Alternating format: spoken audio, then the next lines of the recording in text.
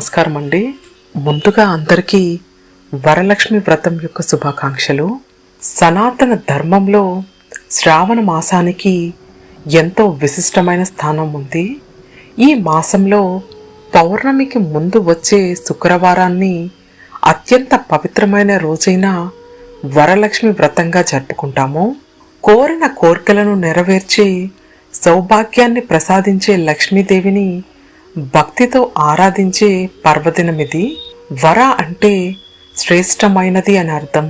వరలక్ష్మి దేవిని పూజించడం వల్ల ఆదిలక్ష్మి, ధాన్యలక్ష్మి, ధైర్యలక్ష్మి, గజలక్ష్మి, సంతానలక్ష్మి, విజయలక్ష్మి, విద్యాలక్ష్మి, ధనలక్ష్మి అనే అష్టలక్ష్ములకు ఒకేసారి ఆరాధించిన ఫలితం లభిస్తుందని అంటారు.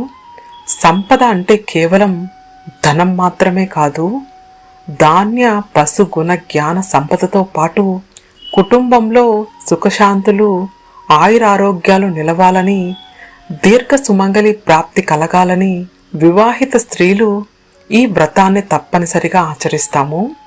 ఈ వ్రతాన్ని ఆచరించడానికి కఠినమైన మడులు, ఆర్భాటాలు ఏం అవసరం లేదు. స్వచ్ఛమైన భక్తి, ఏకాగ్రత ఉంటే అమ్మవారి కృపా కటాక్షాలు లభిస్తాయని పురాణాలు చెబుతున్నాయి. వరలక్ష్మి వ్రత మహత్యం వెనుకున్న కథ స్కాంద పురాణంలో పేర్కొనబడింది. స్కాంద పురాణం ప్రకారం చారుమతి వ్రత కథ గురించి తెలుసుకుందాము. వరలక్ష్మి వ్రతం పూర్తయిన తర్వాత తప్పకుండా చారుమతి వ్రత కథను చదువుకోవాలి.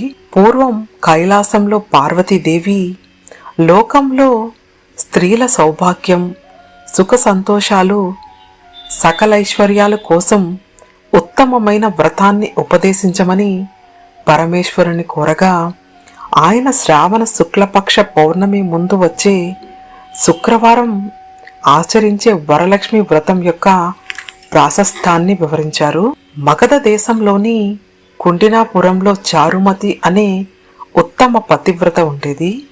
అత్తమామలను, భర్తను ఎంతో గౌరవిస్తూ సేవించే ఆమె సద్గుణాలకు లక్ష్మీదేవి ప్రసన్నురాలైంది. శ్రావణ పౌర్ణమికి ముందు వచ్చే శుక్రవారం రోజున తనను భక్తితో పూజిస్తే కోరిన వరాలన్నీ ఇస్తానని చారుమతికి స్వప్నంలో ప్రత్యక్షమై ఉపదేశించింది. వెంటనే మేల్కొన్న చారుమతి ఈ విషయాన్ని తన కుటుంబానికి, ఊరిలోని ఇతర మహిళలకు తెలియజేసింది. ఆ రోజే అందరూ కలిసి శాస్త్రోక్తంగా వరలక్ష్మీదేవిని పూజించడంతో అమ్మవారి అనుగ్రహం కలిగి అపారమైన సిరి సంపదలు, సౌభాగ్యాలు లభించాయి. అప్పటి నుంచి స్త్రీలందరూ ఈ వ్రతాన్ని ఆచరించడం సాంప్రదాయంగా మారింది. ముఖ్యంగా పూజకు కావలసినవి పసుపు, కుంకుమ, గంధం, అక్షింతలు, తమలపాకులు, వక్కలు, కర్పూరం, అగరబత్తులు, పచ్చకర్పూరం.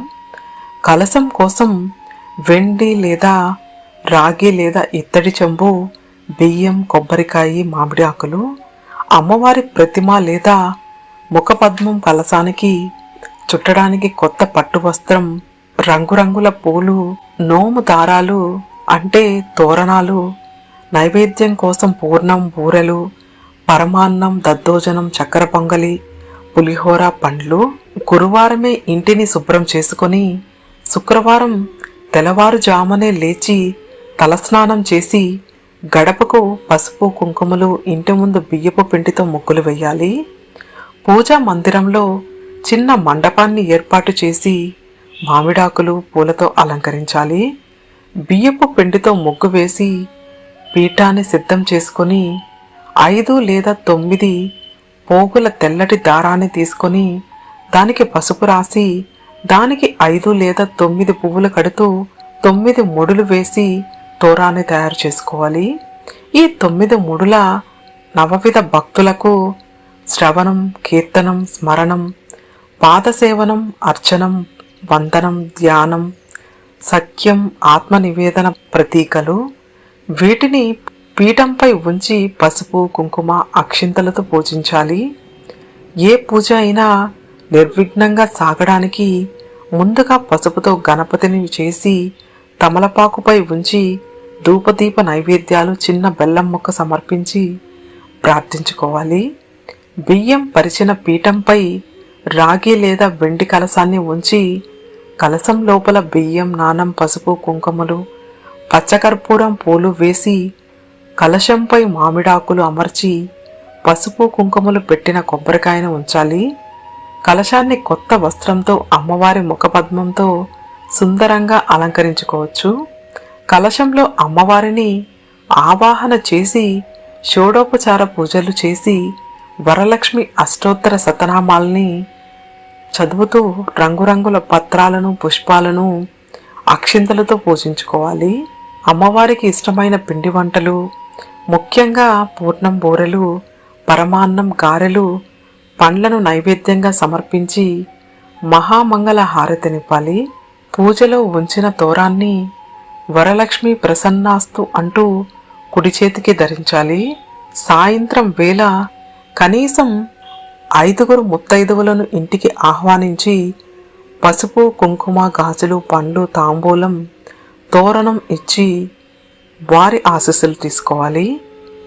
పూజ రోజున సంపూర్ణ ఉపవాసం ఉండటం మంచిది. ఆరోగ్య కారణాల వల్ల ఉపవాసం ఉండలేని వారు పండ్లు, పాలు వంటి పలహారాలు తీసుకోవచ్చు. శనివారం ఉదయం పునఃపూజ చేసి కలశాన్ని కొద్దిగా కదిలించాలి. కలశంలోని పవిత్ర జలాన్ని ఇల్లంతా చల్లి మిగిలిన నీటిని పచ్చని మొక్కలకు మొదట్లో పోయాలి.